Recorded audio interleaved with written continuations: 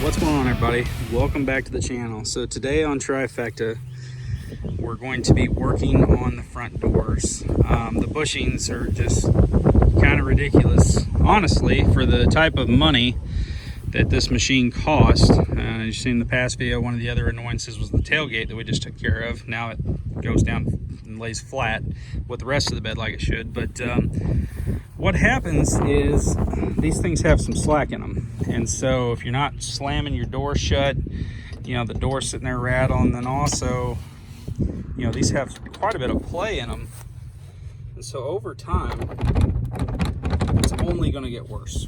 So we got a hold of RB3 off-road and got a set of door bushings for the front and back, and these are going to make it a lot better, a lot more solid.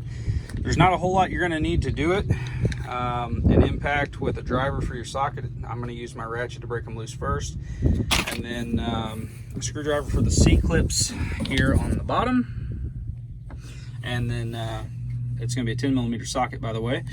And then one thing that people don't do and then they have trouble lining up is I'm going to make a mark with my pen here,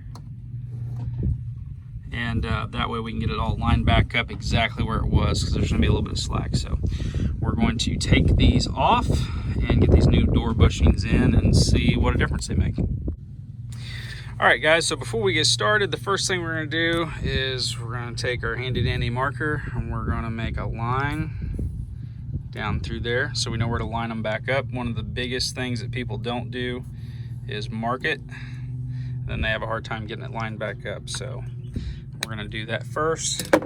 And now I'm going to take my 10mm socket and ratchet. I'm going to break these upper and lowers loose, and then I'm going to use my impact to run them out. All right, so we got the door off. Now we're just going to take a flat tip screwdriver and we're going to put it right in here, pop these C-clips out, and lay our hinges so we know which one was the top, which one was the bottom. Shouldn't really matter, but I always like to keep things in order. And then we're going to get these old door bushings out and put the new ones in. Okay, so we've got all the hardware off. Didn't take very long. And look at that. Look how easy those came out. Like, there's just nothing to it. So I'm gonna pull those out.